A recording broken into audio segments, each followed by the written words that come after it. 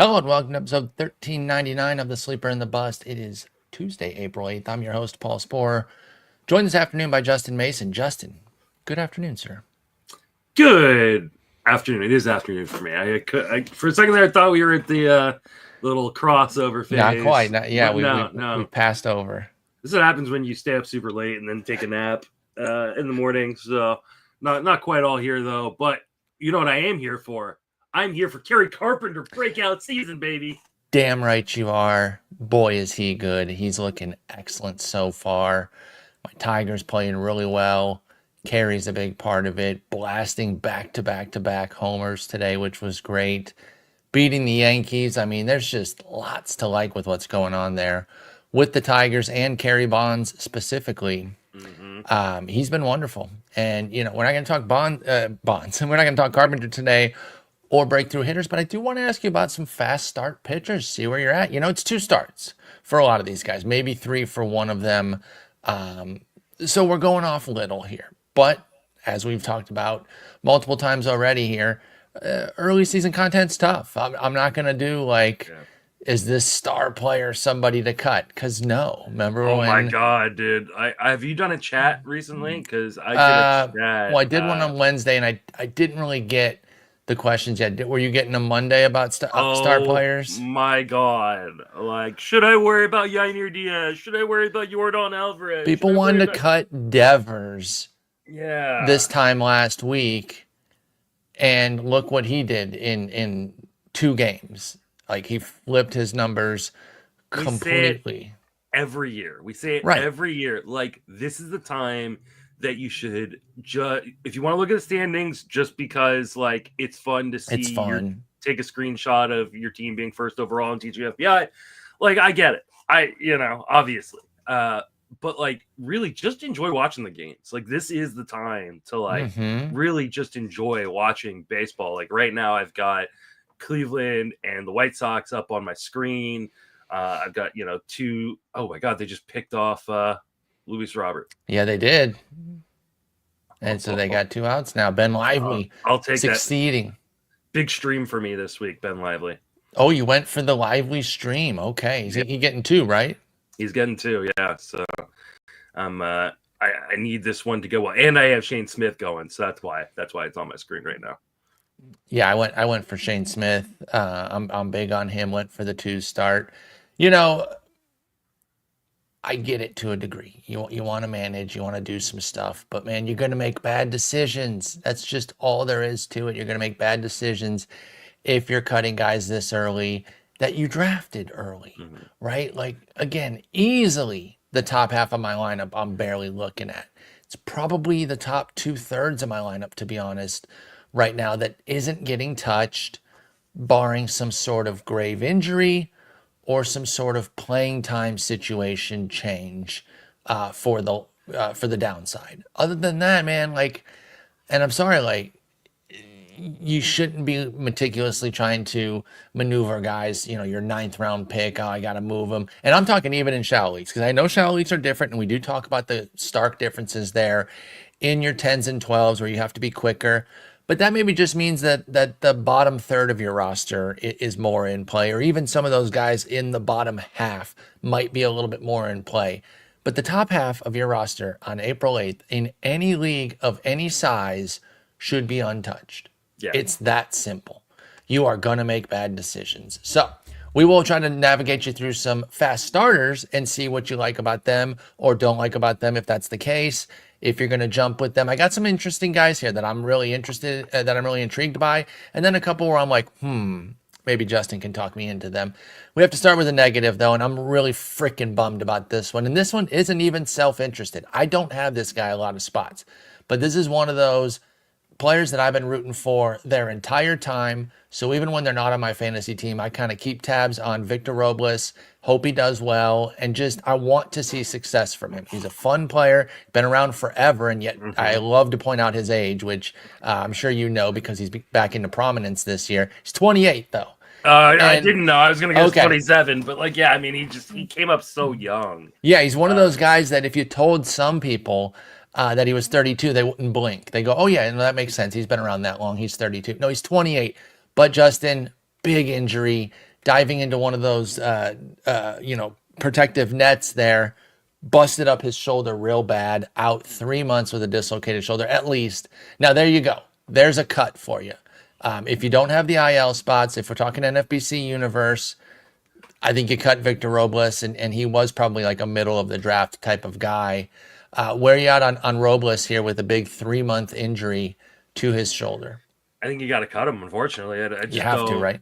Like, I mean, outside of leagues where you just have open IL spots, but like if your IL is already full, like for instance, like, like if I had Victor Robles, I'd be like going to the wire and looking and see if like Jesus Sanchez or Josh Lowe are out on the wire, because they're going to be back much, much sooner. They have, similar or greater upsides.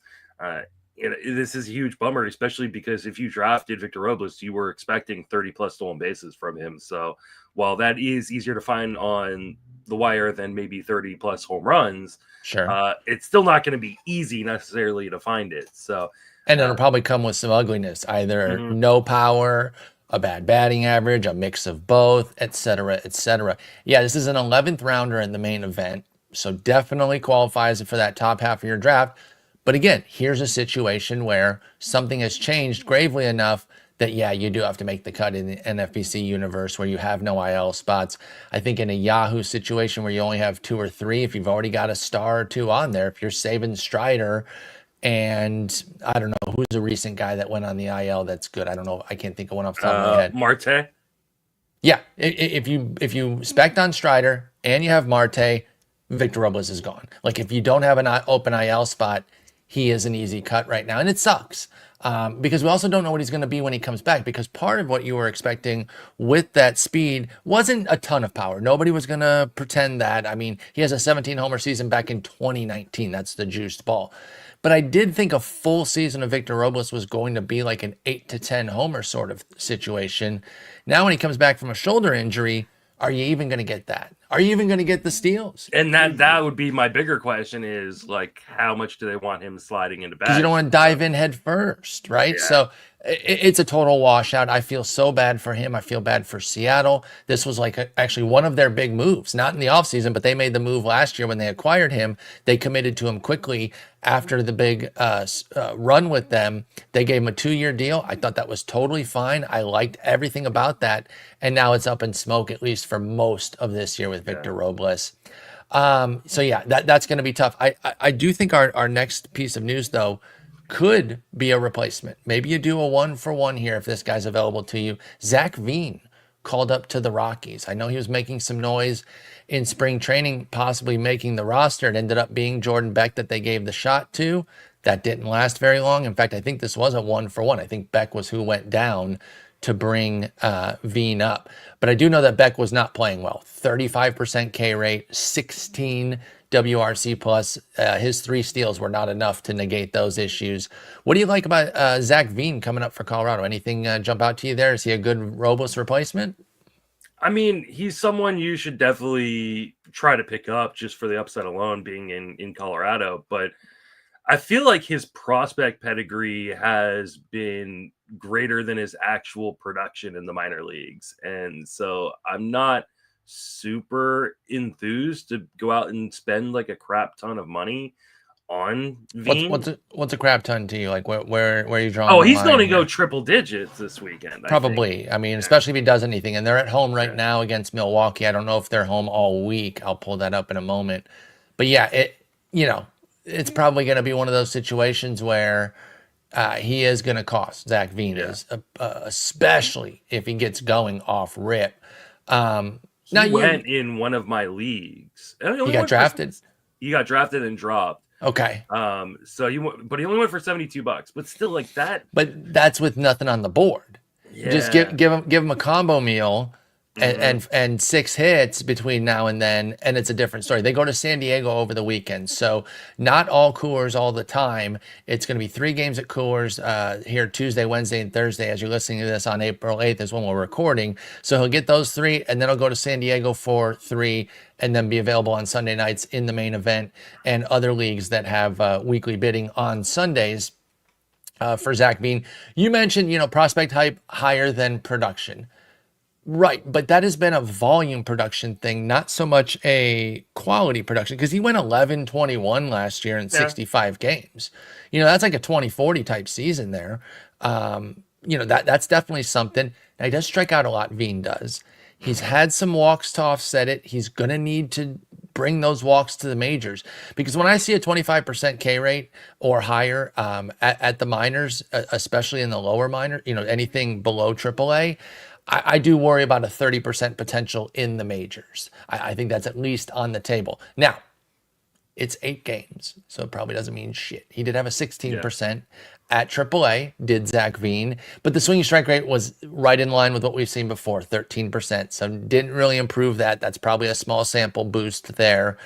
But yeah, I'm intrigued by him. I will see where I'm at. I'm not going to say I'm all in or all out or Are anything you like going that. triple digits?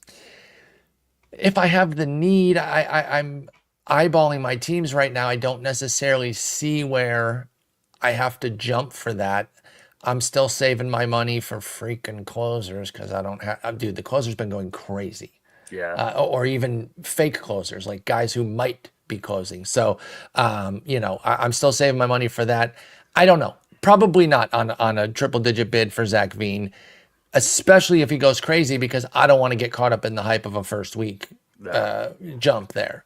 So, I almost want him. No offense, Zach. I know you're a longtime listener. I kind of want you to fall on your face a little bit, keep those prices low, and then take off after this week. But, a Rockies prospect is going to be a high bid there. I will say this: prospect that's a top tier over in baseball prospect with power and speed potential. Yeah, with power and speed. The problem is just the hit tool is just not very good. No, and that's the problem. And the park can only fix that so much. It helps, but it can't make you a good hitter, especially if you don't make enough consistent contact. It puts a huge burden on your BABIP to be high because you put the ball in play so rarely. I see you added another outfielder here going on the IL, also due to a shoulder issue, and that's Johnny LaDuca. That sucks. I missed that. I've got Johnny DeLuca. LaDuca? LaDuca, I'm making up players. He's LaDuca now, but he's DeLuca. Yeah. He's Duca. He's on the IL now. He's going to miss 2 to 4 weeks with a shoulder issue. That sucks. I'm going to go on the higher end of that, as you well know. So that's a month. That's a cut. That's an NFBC cut right there, Johnny DeLuca, pretty easily. There's a Zac Veen replacement. And now all of a sudden, Paul's in the Zac Veen sweepstakes because I have some Johnny DeLuca. That sucks. What do you think about DeLuca here? Obviously, you're cutting too.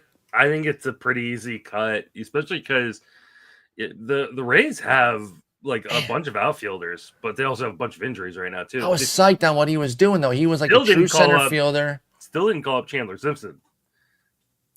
That's because he's not ready, and he's so very clearly not ready. And I know he had like a big spring. But all the people spending money right now, right? He's got 90 grade speed.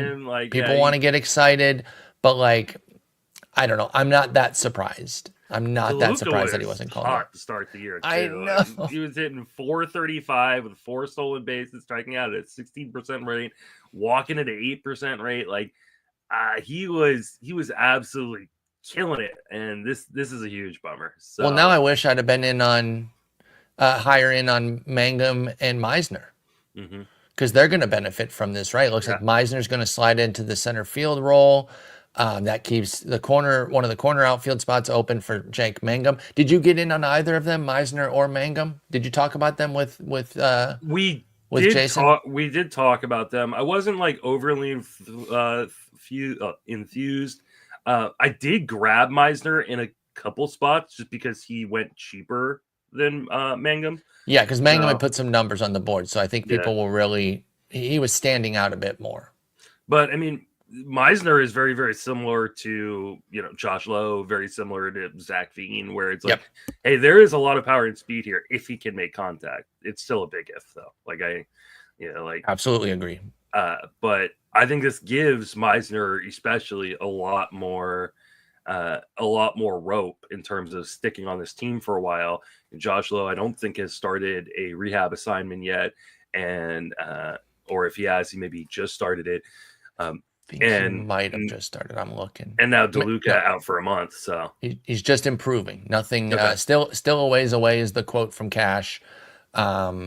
body's feeling better, but nothing yet on the I did timetable pick with up Josh Josh Lowe this week for $13 in TGFBI because my team is so stacked right now. Lowe. I can You afford a have stash. you have been on fire, so if you can Yeah. afford a stash, sometimes a player like that, I certainly would be in on taking a stash with. Oh, Henry wants to go outside, so I'm gonna set up our first guy here for you to talk about on our fast starts. I'm gonna let the dogs out, and I'm super high on this guy, so I'll jump back in when after I let the dogs out. And what if you're saying something negative, I'm gonna push back on you. If you're saying something positive, I'm gonna join you because Kris Bubic is our first guy here, and things are going well. Now, of course, all of these are very early. I'll probably say 20 more caveats just so that everyone understands that we're keeping it measured here on 2 starts. But 2 more good starts to go with the great 30 innings of relief last year and the 3 good starts that initially got the ball rolling on the Kris Bubic train of like, yo, is there something here? And then the TJ interrupted it. But I really think that the relief appearances last year kind of went under the radar for Bubic. And I know relief and starting is different, but he put up the same sort of quality work. Great spring, great start here. Where you at on Kris Bubic? I'll be right back. I think I'm becoming a convert on Kris Bubic. He has looked great, and I got to watch both of these starts. Command and control can be a little bit spotty for him at times, but he has pitched his way through it. The strikeouts have been just an absolute revelation. I can't talk today, apparently. So far, 16 strikeouts in 12 and 2/3. Like, that's amazing. I think I'm kind of having a little bit of FOMO here, or not FOMO, but I guess because not a fear. I guess it is a fear of missing out right now. But I don't have any Bubic anywhere. Fear of having missed out. Yeah, I do feel like I have missed out because everything looks great right now. It's a great park to pitch in to kind of protect against the home runs, which when he does have spotty command, that could be an issue. But in Kansas City, you're less worried about that. Obviously, he will come back down to earth, and we need to see, like, 1, can he stay healthy, and 2, right, what does he look like as he starts to approach triple digit innings, since it's been so long since he was last there. But that's a problem for later. Like, I'm not even worried about that right now, especially for a guy that you probably got in the last third of your draft. So I'm very, very excited about Bubic right now. That is a great point about our boy Tit Scratch here, because you have to realize that even, let's be a little negative with it. Let's say he only really goes 90 innings. If you got 90 good innings out of pick 275, that's not that big of a problem, because that's about what his cost was. That's a 19th rounder. And so if you only really got a half season to rely on, of course we want him to get the full season breakout. That'd be great if he's like one of the guys like Reynaldo Lopez from last year. If he's that version this year of a guy, Raylo was even cheaper. He's like a waiver pickup for a lot of folks. But if he could be the full season breakout, great.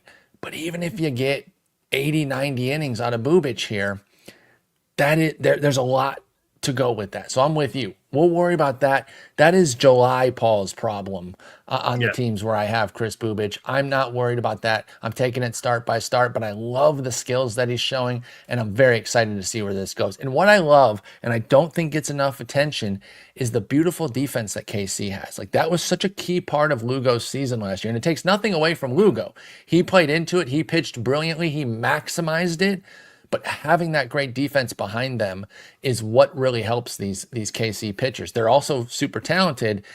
That extra layer of protection there, I really like that. So that's very nice there for Bubic. Let's go to the next guy here, Jesús Luzardo. We've seen flashes from him before. We've seen bouts of greatness where it's like, here's the arrival. He's coming. He's here now. Almost always gets interrupted by injury, it seems. He has the one full season, 178 innings and 2/3 in 2023 with a 28% K rate, 3.58 ERA, 121 WHIP. But that's it. Only one other time has he reached 100 innings, and it was 100 1/3. So it was like right there. And then the last two seasons, it's been 67 and just 12 innings so far this year. So only 67 innings last year. Obviously, we're 2 starts into this year, but he's looked great. The stuff is missing bats like crazy. It's a highly, it's an exacerbated version of what he can be right now. 41% K rate, 9% walk. But can Luzardo get like a full-scale breakout here? Can he be even better than the 2023 version? Now that he's in Philly, a more competent team. Tougher park, sure, but better everything else. So maybe that trade-off is worth it. Where are you at on Luzardo? Where were you coming into the year, and where are you at now 2 starts in? I was kind of ambivalent on Luzardo. I've never been a big Luzardo guy. I don't really trust the command and control and the health on Luzardo, but I felt like this year was like a price point that made a lot of sense. And so I think draft him in one league, and I traded for him in a dynasty league where someone was just kind of giving away for free pretty much. And so far I'm enjoying it, but I do have concerns that the command and control will be an issue at some point. Now on the plus side, he's gone up against some pretty decent teams and just shoved. So it's not like we're talking about like, oh, well, he faced the Marlins and the Pirates. No, he faced the Nationals and the Dodgers and completely just blanked the Dodgers. Didn't blink against them at all. Absolutely dominated them, and probably on some folks' benches, which I don't blame yourself, okay? Like, if you're being smart against the Dodgers and aces only, I totally get it. The only reason I started Gore wasn't because I had some inkling that he would do well. It was because of a 2-start. And I wanted to get the start on the weekend there. So, I totally understand anybody that sat Luzardo, but they did leave 7 scoreless on the bench, 2 hits, 2 walks, 8 Ks against the Dodgers. He's been great. I understand your trepidation with the health. It was baked into the price for me, 194 main event price. I think that's totally fair, but it is still there. Just because it's baked into the price doesn't mean it's not something that you still have to concern yourself with and realize that you might not want to navigate. Maybe you drafted an injury risk or 2 already. You don't want another one with Luzardo, but at least it was fairly priced. In fact, he went right by your boy, Kerry Bonds there. It was him at 194 and Kerry Bonds at 197 there as the 2 guys in the main in that order. Anything else on Luzardo here? Obviously, he's not really available anywhere because he has some notoriety, but I do think this could be his best season, right? He has to stay healthy. That is above anything else. The skill is there. If you could guarantee me another 175 innings, though, I do think that it's going to be a good season. Do you know why it's going to be his best season ever? Why is that? Wins? Age 27. Oh, God, I wish I'd have realized that coming into the year, man. That's a guarantee. All he has to be is 27, and then you're guaranteed success. Damn it. Speaking of Gore, didn't mean to jump him there. Just was referencing that, I took a shot on him because of what he had coming down the pike there. He's off to a good start, and I know you've already talked about him a couple times because you're aware of the fact that this is going to be the year that he absolutely dominates with no bumps in the middle like last year because you don't have him. Three starts in for Gore, and he looks great, and he's not taking on cupcakes. He toasted these aforementioned Phillies for 6 innings of 1-hit ball, 13 Ks, no walks on opening day. Went to Toronto. It wasn't amazing, but certainly wasn't bad. 5 innings, 3 runs, 5 Ks. Did give up 9 hits, so it wasn't a great whip, but he survived. And then comes up against the Dodgers at home, 6 innings, 2 runs on 5 hits, a walk, and 7 Ks. So add it all up, it's 3 really good starts. We saw some great glimpses last year. The one thing I'm a little bit annoyed by, even in this 3-start run, is we're still not seeing the BABIP come down. This guy is a career BABIP issue, and I think it directly ties to his line drive rate. Like, he earns this BABIP. I don't think he's been unlucky. And his line drive rate is higher than ever, 30%, and his BABIP's higher than ever at 361. However, he's cut the walks in half. He's down to 5%, and that's mitigating any of the issues, along with a 37% K rate. You are a Gore aficionado. Where do we go from here this year?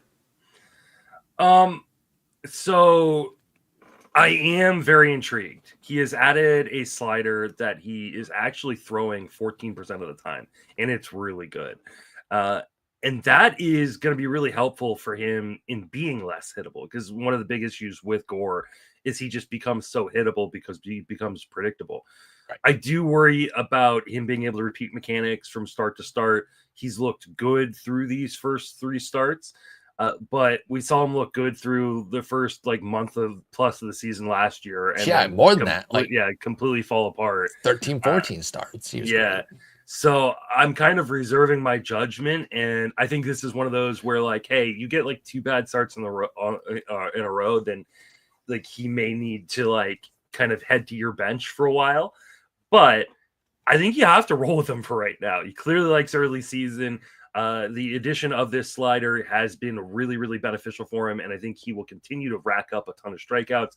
I think at worst, you're getting a guy that is going to volume and give you a lot of strikeouts with that volume. So, like, hey, maybe at worst, he's like you say Kikuchi, and Sure. you're still making money on the price.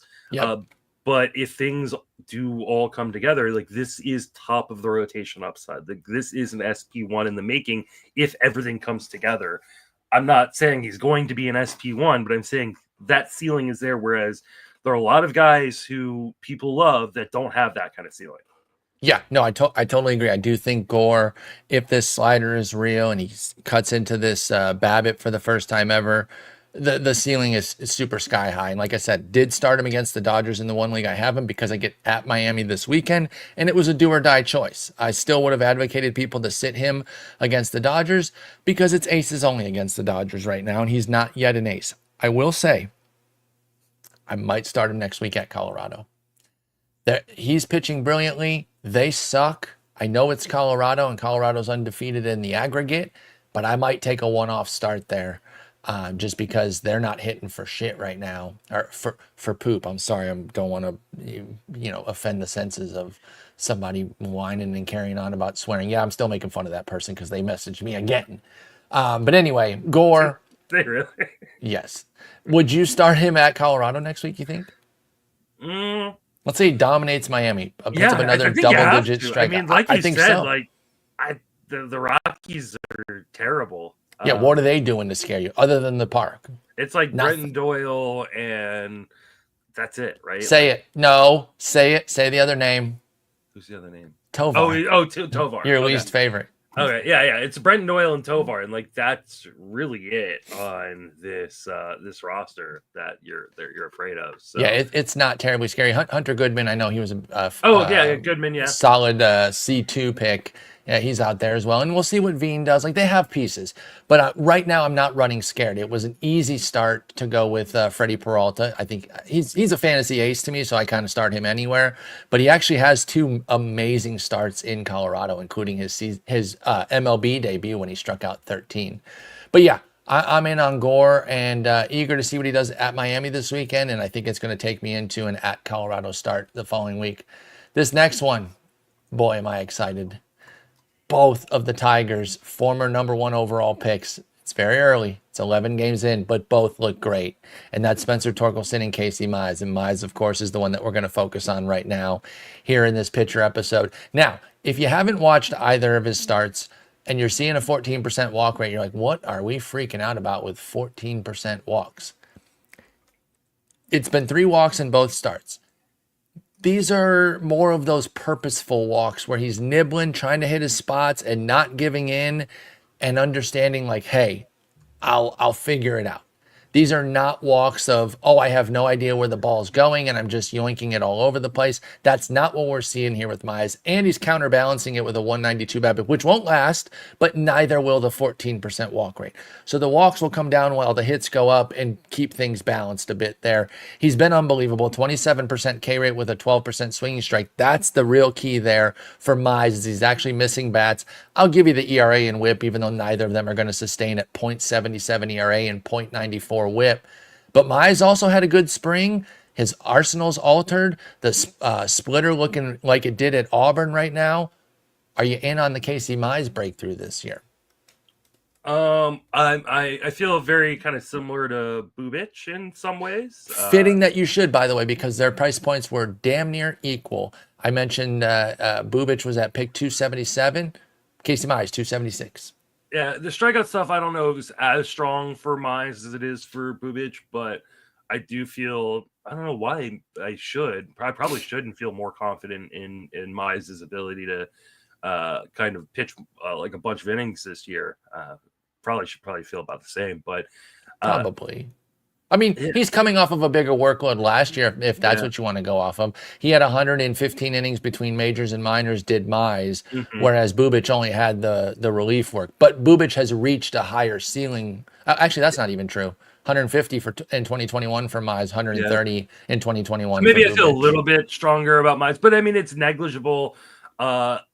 I feel like Mize's command is much better than Bubic's. And so I think that's the thing that has me a little bit more in on Mize than maybe on Bubic, but I think I'm in on both. Me too.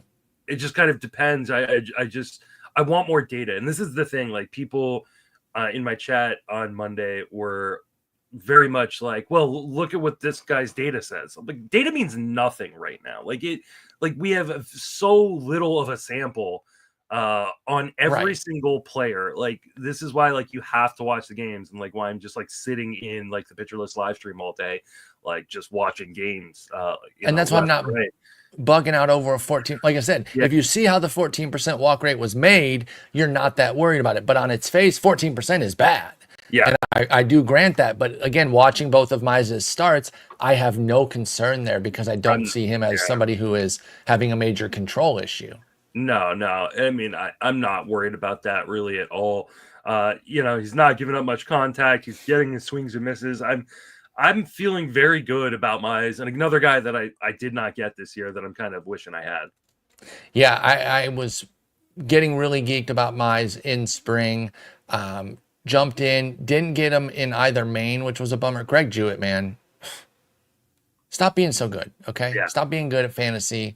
What It's a jerk, annoying. right? It's just an absolute jerk. It's almost like he doesn't care if I want somebody. If he wants him, he takes him. How Yeah. selfish is that? Yeah. Like, Kind of friend come is on. that? Right. Right. I thought we were homies, Greg. Unbelievable. Obviously, joking completely there. But yeah, Casey Mize, I'm very in on this. Obviously, my Tigers fandom is a part of it, but I believe in the skills too, and I think he's going to be a good fantasy player. Let's talk Bassitt. Kris Bassitt, a guy that you've definitely been in on before.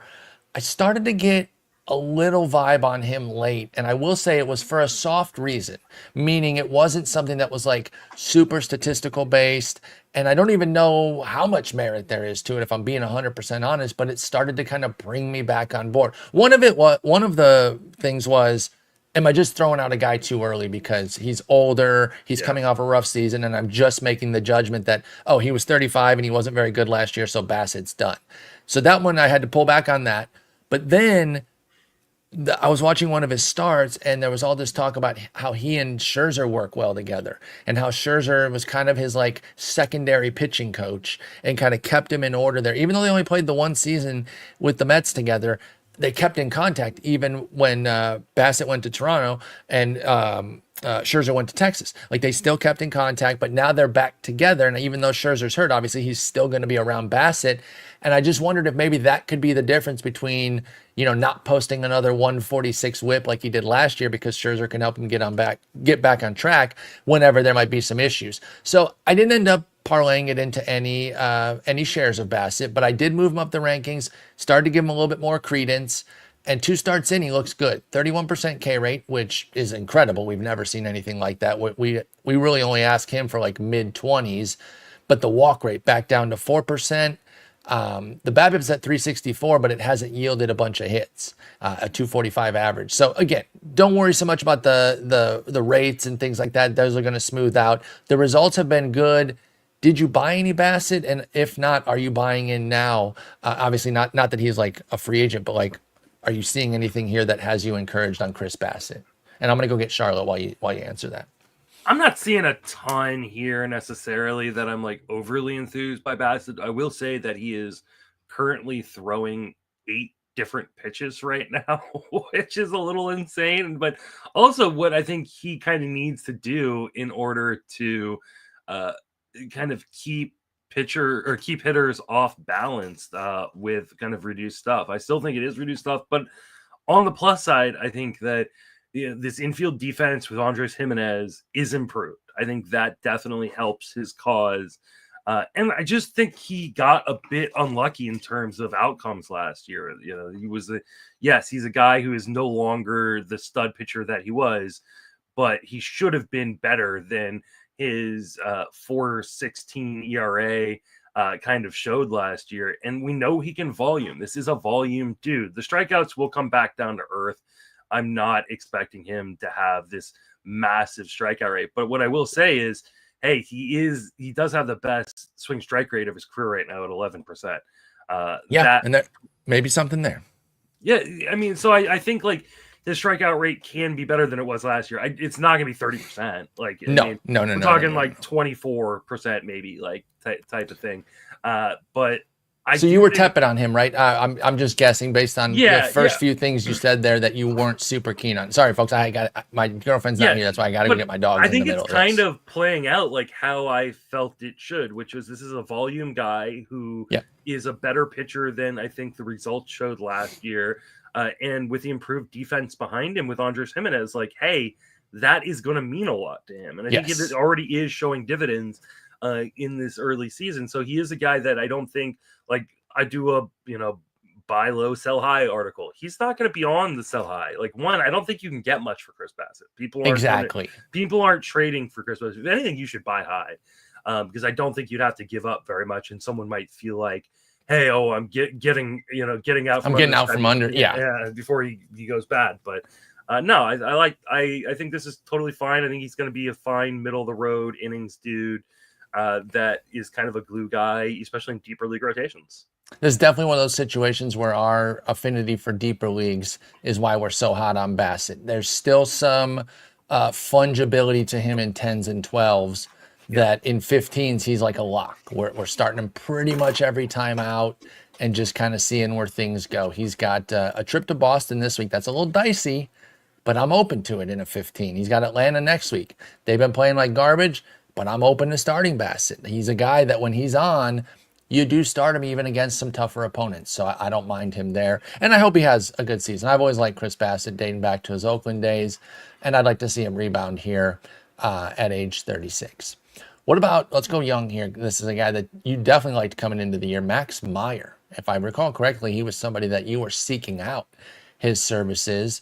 This is your guy right here. Big fan of his. Eager to see what he can do coming off of his first full season. TJ got the 57 innings last year, so we kind of got that out of the way, the early bumps. Now we can dial in. Can we have our first full season of Max Meyer? 26 years old, 2 starts in, looks great. 29% K, 6% walk with a 13% swinging strike. Love where things are going. Obviously, he's going to have -2 wins. I don't know how they're going to take him away from him, but that's going to happen because that's what you get when you pitch for the Marlins. But everything else looks pretty good here, right, with Meyer? Yeah, added a sweeper this year, which has been fantastic for him. And he just looks like the dude I always kind of thought he would be. I mean, I think people forget that Meyer was like a top tier prospect at one point early on. I think like a top 10 overall pick too. I want to say he was 2nd overall. Okay, I'm going to split the difference. He was 3rd. You said 2nd. I said 5. I knew he was really, really high. And yeah, like he's dealt with some injuries. He struggled with mechanics in the minor leagues, but this is the guy that we thought he could be. And the only real kind of massive knock against him is the fact that he pitches in Miami, which is just a terrible team to pitch for. So I think he's going to be really, really good. The strikeout rate probably won't be as high as it's been thus far, but he does have a 13% swing strike rate. He's allowing, under league average zone contact. So I think there is, a good amount of swing and miss this game. And he could be a guy that really takes a step forward, but pitches on the Marlins. We don't know how many innings he's going to throw. So I think we got to temper expectations in terms of the season long, but just enjoy it for right now. Right. And it goes back to what we were saying about Bubic. He's picked 292. If for some reason they are super tight, you get like 110 innings or heaven forbid an injury crops up or something. Like you don't need a full season here for this pick to be good. We want that. That'd be awesome, but it's not necessary for the pick to be worth it at 292. I'm going to assume you're going to say yes here, but he gets a nice challenge next week with his 2-step. It's Arizona at home and then a trip to Philly. I'm in for it. What about you? Yeah, I think I'm in for it too. Yeah, we're rolling on Max Meyer. It's definitely going to be kind of in like the middle tier of 2-step where like, hey, in 10s, In some 12s, you're probably not even going to consider it because you've got, other really, really good options. But yeah, I think in all 15s and a lot of 12s, you're going to be starting him next week. Yeah, and I'll probably still have him on the Friday list for us to talk even further about Max Meyer. But I think right now, as it stands, there's probably not anything that can happen in the Mets game this week on Wednesday that would take me off of wanting to start Max Meyer here. I'm really excited about him. Oh boy, we got to revisit an old friend, your old buddy back. And honestly, it's not. This is if I had to show my work on this one, I would be graded wrong. Like when they did the long division, you get the answer right, but your work sucked. Because I told you guys to get Andrew Heaney for his Miami start. I didn't know, which he pitched fine. 5 innings of 1-run ball, but only 2 punches. No one was starting him. No one was starting him against the Yankees. But I didn't have him down for 10 punchies, 7 innings of 1-run ball against the Yankees. So you didn't even get the great start, and I don't regret it. I would never have told you all to start him against the Yankees, but holy hell, he does absolutely go berserk there. Does this move the needle for you? Again, we were picking him up for one start, and then we were going to kind of see where it went. I didn't cut him. I held him, and of course, I benched him. I benched Heaney for the Yankees start because, I didn't want to get crushed, and that was a potential crusher. Trip to Cincy this week. They can't do anything right now. I do think they'll eventually break through, so I have a little bit of trepidation with it. I didn't have to start him because I have enough guys that I don't always have to go to Andrew Heaney, but I still have him on the team. Where you at after 2 starts with your old boy Heen Dog? I was bigger on him this year than you. Yeah, we've been very glowing about pretty much every guy so far. I know. But you're going to piss all over Heaney? This is where it ends, right? Like, Andrew Heaney is still Andrew Heaney. I will always love him. I just can't have him. Oh, Lively just gave up his first hit in the 4th inning. Oh, there goes the no-no. And Shane Smith has not yet. So, I'm not going to knock on wood here. So, yeah, no, this is not like a new Andrew Heaney. This is not like 0 homers. Yes, it is. I mean, here's the thing. He pitches in Pittsburgh.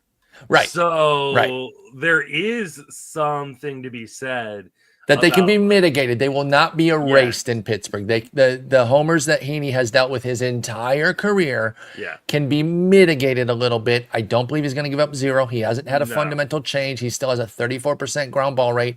Justin is correct. I'm being tongue-in-cheek here, and I love Heaney. He's been known as Justin's guy, but I've always been right there. I'm a big Heaney fan. There will be some issues here. There's a reason I wasn't dying to start him at Cincy, even coming off of this Yankees start. And frankly, I'm not exactly going to be bending over backwards to start him against Washington next week because you know how I feel about that lineup. Yeah. Now, they have a lot of lefties, and he's a lefty, so that might actually be a decent matchup for him. But I want to see, I'm taking it start by start with Heaney. Yeah. Let's be real here. These other guys have some real breakout to them. I agree with Justin, though. Heaney is Heaney. He's going to have ups. He's going to have downs. But I like having him. He's a team streamer in 15s for me. Yeah, home streamer, right? Home team streamer. You can stream him at home, I think fairly effectively, but it doesn't seem like Pittsburgh's gonna be very good this year. No. And so wins may be a problem. For sure. And he's gonna be hard to use against certain competition when he's on the road. I think he is a team streamer, but you really want to be smart about where you pick your spots. Yep. And you missed out on the Yankees because it was the right move. Process over results, folks. Do not kick yourself for that because, of course not. This guy I added because of my comment section on the Daily SP chart. They put me on here that maybe there's a little something different. Now, there was some pushback in those comments of some people saying like, nah, I don't think so. But let's give Kyle Freeland a little bit of love right now. 2 starts. Hasn't walked a single soul. I want to say both have been on the road, so we haven't even hit Coors yet. But there have been some pitch mix changes, some differences here.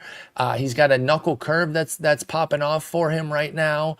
Let's see here. What the slider they were raving about. Now, this is where classifications get into the mix too. I don't know, no, there's a legit slider here, and that's been his highest pitch value at 1.4. It's 2 starts on the road. Let's keep it tempered here. We're talking super deep leagues, 15s, NL only. You don't even have to mention 10s and 12s because you're not putting Kyle Freeland anywhere there. But are you seeing anything here for the deeper leagues that might have you intrigued? I just hate I hate Rocky starters. Like As you should. And like, yes, he definitely looks better than he has before. And I mean, I don't know. Like I'm with you. I couldn't quite get there either. Keeper is really, really good. Like hitters are hitting .071 against them right now. And obviously there's some luck to that. Mm-hmm. Because like his XBA is 268, but an XBA of 268 is actually really, really good for a guy like Kyle Freeland. The question is like, how does that play in Colorado? Because we have yet to see that. Like we know breaking pitches do not move the same in Colorado. Like, is it going to be as an effective pitch? I think that you kind of in deeper leagues, you can kind of use this as a road streamer. Yes. And kind of wait and see as we start to get more data and start to watch him pitch in Colorado. But I very rarely roster, guys like Kyle Freeland. Same. It's just too scary of a situation to be a Colorado pitcher. And even like Chase Dollander, like I know there are a lot of people really, really high on him from just a pure skills perspective. I can't do it. And for good reason, but I just don't trust Colorado. Like one, you have to pitch in Colorado with that massive outfield. Pitches don't move the same. And then, like we said before, when we were talking about Zac Veen, like Colorado sucks. Yeah, that's the thing too. Like Miami, when you take a Max Meyer, you get the home park. Yeah. To protect you. So yes, everything else sucks around it. There's no bullpen or lineup support, but you have the ballpark. You don't even get that in Colorado. So now you're on the road where players are generally worse. Do you even want to do every road start? Say Dollander, for example, if you picked him up this weekend. I know he started on Sunday, so in the NFBC universe, he wasn't available yet, but in other leagues, he is. At San Diego, I'm not throwing him there. And then he gets Washington at home next week. I'm not throwing him there. So I know we've moved this from Freeland to Dollander, but Dollander's even a cut or 3 higher than Freeland, and I'm still not interested. What moved me to even put Freeland on here, though, was that it is a big jump in the swinging strike rate, 5 points up to 13%. So give a little hat tip there. That is nice to see, but it is 2 starts on the road. And that's the thing, like, will it be this is I really want to see him pitch. Yes, and he pitches tonight against Milwaukee. So I'll actually be dialed in to watch Peralta versus Freeland just because I want to see how Peralta survives there because he's had 2 great starts. It's 2 starts, but he's had 2 great starts in Coors. And I want to see if Freeland can bring that swinging strike home with him. And if he can, then we'll take a deeper look. But for now, I wanted to give him his hat tip, kind of acknowledge my comment section that was gassing him up a little bit. But I'm not moving the needle just yet. But it was nice starts at Tampa and at Philly, 2 quality, solid teams, and he's dominated both of them. So we'll see how it goes here now that the Coors starts get going. So there you go. There's 8 pitchers. As Justin said, we were pretty high on most of them. 6 of the 8 we were pretty aggro on, but the other 2 there, Heaney and Freeland, we got to see a good bit more from those veterans. They've been around for a while, and so has Bassitt, but Bassitt also has been good for a while too. So we're buying back in on him being good, and then the others are really on the rise. And then be careful if you're an outfielder right now. Shoulder issues are going around with the Robles and DeLuca issues. Justin, I know, are you still first in TGFBI right now? I'm second overall currently. Okay. How fun was that to see? I know it's early, but it's got to be fun to see your name at the top of one of those big contests. That's just always fun, right? I've never had it happen before. So like when it, and when you're talking about a 390 person contest and you're first overall for a few days, like that's fun. It feels pretty good. I mean, and here, like it really means nothing, right? It absolutely means nothing. That is in the grand scheme of things. But I would much rather it be, like be starting out strong in a league like I am in TGFBI than starting out like, oh my God, my team is dog shit right now. In my main event. Like it's like you want a good start because it just gives you more options kind of moving forward. Exactly. So like it means nothing to be in first. Like that doesn't guarantee you anything from here forward. But starting good is just better than not, right? Like that. I'm stating the obvious here, but as somebody who starts poorly every single year, it is impossible that no matter what my success is, which it's not overwhelming success, but like no matter what I'm able to do, it always comes from a bad start. And I don't know if I just draft guys that take a while to get going. Maybe I draft a bunch of guys like myself that hate the cold. I'm drawn to them. But I don't know what it is, but every damn year I'm working up from the bottom. But I'm not even bugging. I know my teams are low, but we are still in that zone. And you showed this in our group text the other day, where you can move 40 points in a day, 20 points in a day. I think I took a screenshot and I showed you guys where I moved 28 points in one day. Like, it was like, you know, like, you just have a bunch of good pitchers going one day, and all of a sudden you can move up just an obscene amount. Yeah, really, and we're still there. We're still there, and we will be there for a while. Like, yes, like the standings. Like, I'm tracking the standings, and you should be tracking your standings as the season goes on. Like, set up a spreadsheet, track it week to week, kind of put it up against your categorical targets, and kind of see where you're pacing out at. You should be doing that already. And if you haven't started doing that, start it now, right? But like, the standings don't really start to even solidify until after Memorial Day. So, right. And we're a long way from that. And one of my favorite stories is Rob Silver talking about how he was last place in his main event league the year he won the overall in July. Like, boom. Like, that's crazy.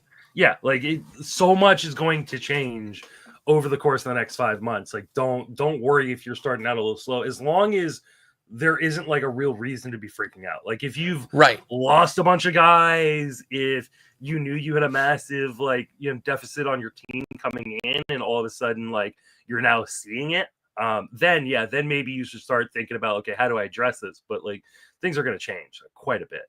Yeah. Just don't freak out. Like Justin said, be mindful of what's going on, but don't overreact to it, positive or negative. Don't think that you've aced the season now that you're in first, any more than you've botched the season if you're in last. Just breathe. We'll guide you through this early part here. We'll try to come up with compelling topics to talk about here that can actually have some movement. Like, a lot of these guys that we talked about, they're available in 10s and 12s, and they're the kind of guys that you want to pick up, because a couple of these guys are going to be breakouts. Like, they're going to be the full-scale breakout. Now, we don't know exactly. Somebody's going to be the Carlos Rodon or Lucas Giolito guy, you know, that kind of nobody was really drafting, especially in 10s and 12s, that go on to help you win leagues. And so you should be picking these guys up, right? If these guys are available in your league, for sure be going and grabbing them, especially everybody but Andrew Heaney and Kyle Freeland. But like, you should not be dropping a massive stud to go grab these guys. Like, someone asked me, like, well, should I be dropping Bailey Ober so I can go and like pick up Kris Bassitt? Like, no, don't do that. Please don't do that. That's not who you're dropping. You're not dropping Aaron Nola in his 6.35 ERA to pick up any of these guys. Sonny Gray has a shitty ERA. Who cares? Like, and I know we're repeating. And so those of you that listen to us all the time, like, well, I know this, but not everyone does, because we still get these questions in our chats and stuff. And we want to talk people off the ledge and say, go read my chat from Monday. Go back and read, like, and see how many people were asking me, like, what are ostensibly insane questions, right? Time to cut Chris Sale, dude. That Cy Young was a fluke. He's got a 5.40 ERA. No, but like, it's not quite Chris Sale stuff, but you will see, like, you mentioned that people were asking you about Alvarez. There are a lot. Yeah. Pedro Alvarez and Yanir Diaz. No, Jordan Alvarez, not Pedro Alvarez. Oh, Pedro. Wow. Amazing reference there. That's been, Jordan Alvarez and Yanir Diaz. Like, I got like 3 Yanir Diaz questions. And like, I get it to a little degree of like being worried, but it's not actionable with Diaz. You paid a premium for this guy. Yeah. You got to give him more than 8 freaking games, man. And I know that like everything's off. It's a 31% K rate, and that's like one of the things that Diaz doesn't do is strike out. So, you know, it's very, very, very, very bad.